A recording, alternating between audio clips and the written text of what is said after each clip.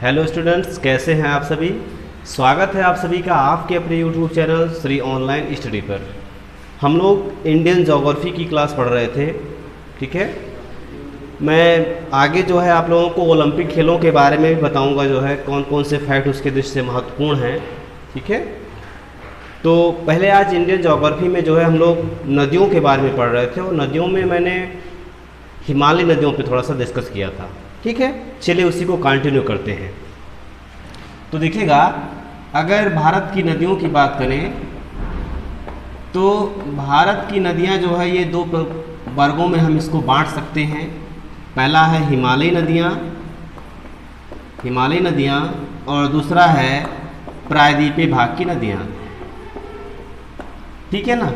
हिमालय नदियां और प्रायद्वीपीय भाग की नदियां। हिमालयी नदियों में हम लोगों ने जो है कौन कौन सी नदियों पे डिस्कस करना था। सिंधु,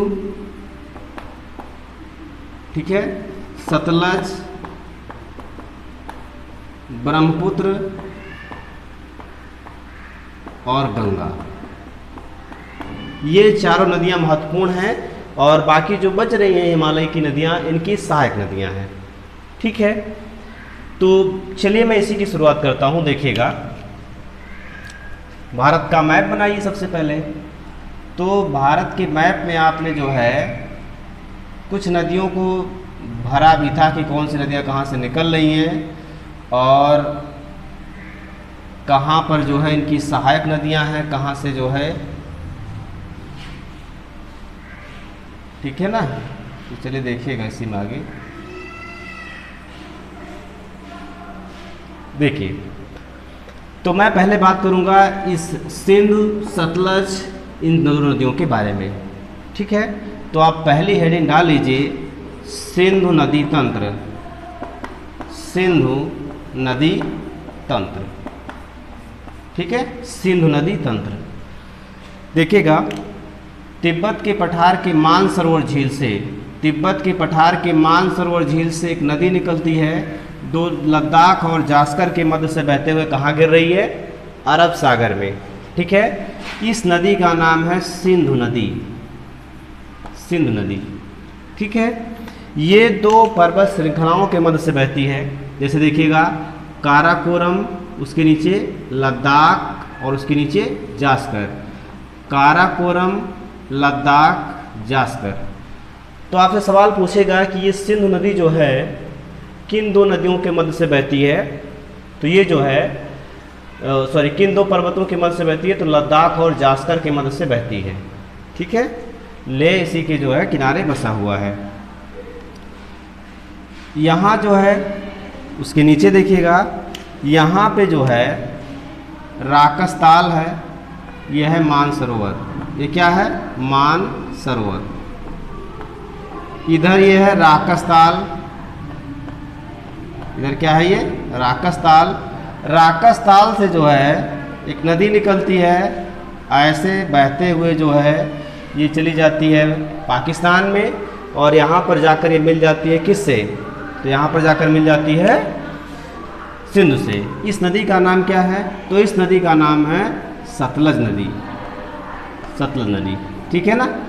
ये भारत में कहाँ पर प्रवेश करती हैं, तो ये सिपकिला दर्रे से भारत में प्रवेश करती है। सिपकिला दर्रा है, ठीक है। ये कौन सा दर्रा है, सिपकिला दर्रा, ठीक। तो थोड़ा सा नोट करते चलेंगे यहाँ पे। सिंधु नदी जो है, सिंधु नदी ये मानसरोवर झील से निकलती है, मानसरोवर झील से निकलती है, ठीक है, मानसरोवर झील से निकलती है। लद्दाख और जास्कर से लद्दाख और जास्कर के मध्य से बहते हुए, लद्दाख और जास्कर के मध्य से बहते हुए, के मध्य से बहते हुए, ठीक है, पाकिस्तान में चली जाती है, पाकिस्तान में चली जाती है, ठीक है ना। सतलज की बात करें, सतलज, सतलज जो है ये कहाँ से निकलती है, तो ये जो है राकसताल से निकलती है, राकसताल से निकलती है, सिपकिला दर्रे से प्रवेश करती है भारत में, निकलती है, ठीक है। सिपकिला दर्रे से, कौन सा दर्रा है ये? सिपकिला दर्रा। सिपकिला दर्रे से भारत में प्रवेश करती है, भारत में प्रवेश करती है, ठीक है ना, भारत में प्रवेश करती है। अब देखिए इन दोनों की कुछ सहायक नदियां भी हैं जो कि आपके सवाल में पूछा जा सकता है। यहाँ पर जो है, यहाँ पर एक झील है जिसका नाम है बैरीनाग, ठीक है। बैरीनाग झील से एक नदी निकलती है जो भारत और पाकिस्तान की सीमा के समानांतर बहते हुए ऐसे यहाँ तक चली जाती है, ठीक है, पाकिस्तान में चली जाती है। यहाँ पर जो है एक दर्रा है जिसका नाम है बाड़ा लाचा। बाड़ा लाचा दर्रे से जो है एक नदी निकलती है जिसका नाम है चिनाव नदी, ऐसे बहते हुए जाकर मिल जाती है सतलज में, ठीक है ना। और ये जो झेलम नदी है, ये जो झेलम नदी है ये चिनाव में जाकर, पाकिस्तान में चिनाव में जाकर जो है मिल जाती है, ठीक।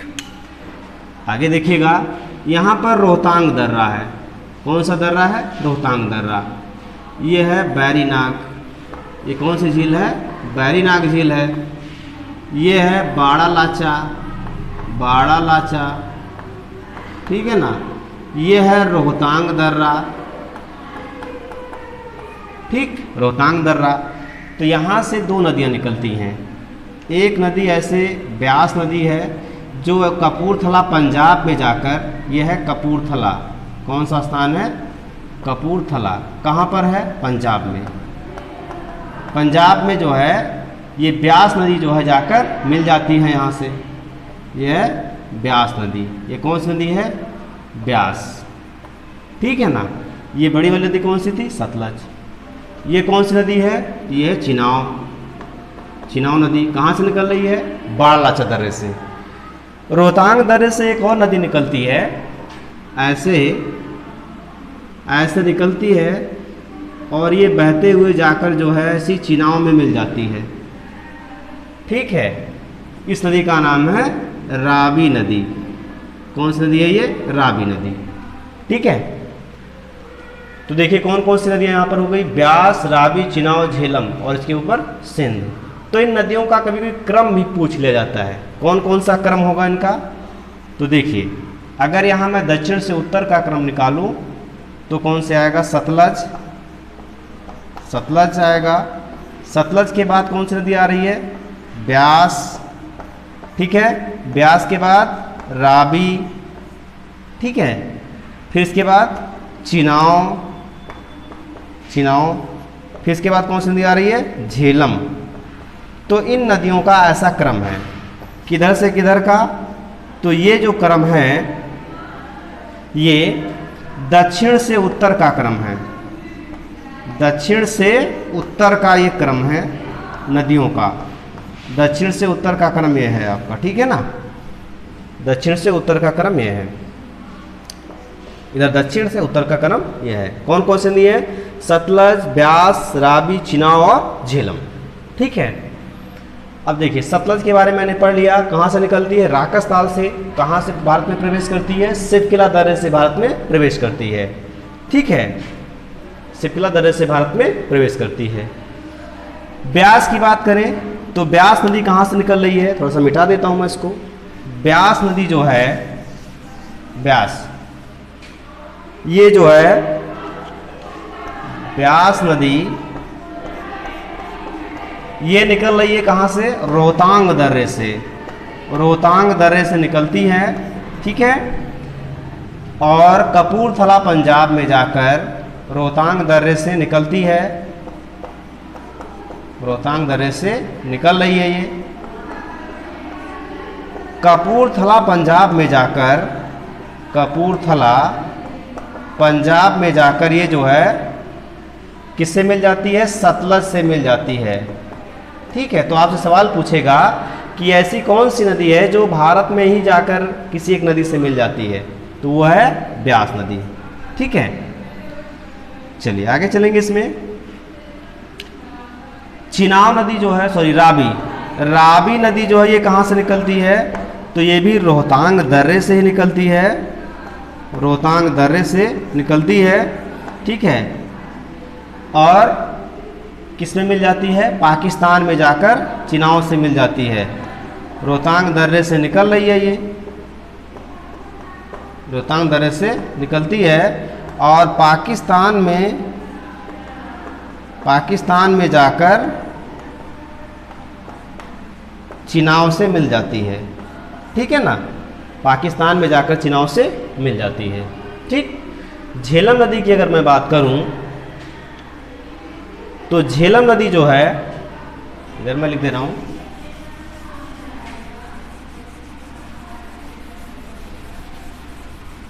झेलम नदी कहां से निकल रही है? तो ये जो है बैरीनाग झील से निकल रही है। जम्मू कश्मीर में बैरीनाग झील से निकल रही है झेलम नदी। जम्मू कश्मीर में कहां से निकलती है? बैरीनाग झील से निकलती है। बैरीनाग झील से निकल रही है।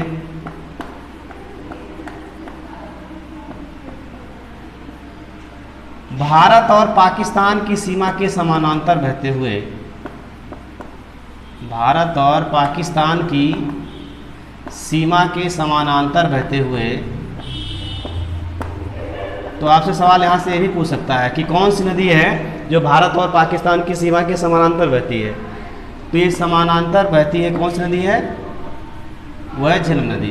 बहते हुए चिनाव से मिल जाती है, चिनाव से मिल जाती है। ठीक है ना, चिनाव से मिल जाती है। चिनाव नदी की अगर मैं बात करूं तो चिनाव नदी जो है ये सबसे बड़ी सहायक नदी है सतलज की। सतलज की सबसे बड़ी सहायक, सतलज की सबसे बड़ी सहायक नदी है। ठीक है ना, सबसे बड़ी सहायक नदी है। कहाँ से निकलती है? तो बाड़ा लाचा दर्रे से निकलती है। बाड़ा लाचा दर्रे से निकलती है। बाड़ा लाचा दर्रे से निकलकर पाकिस्तान में जाकर, पाकिस्तान में किससे मिल जाती है? तो ये सतलज से मिल जाती है, सतलज नदी से मिल जाती है। ठीक है ना, बात क्लियर है? ठीक, सारी बातें आपको समझ में आ रही होंगी यहाँ से। तो आप लोग इसका चित्र बनाइएगा अच्छे से। ठीक है, बाकी इस पर भी बहुत सारी बातें हमें करनी हैं। ठीक, लेकिन इसमें मैं कल बात करूँगा। ठीक, ओके, थैंक यू।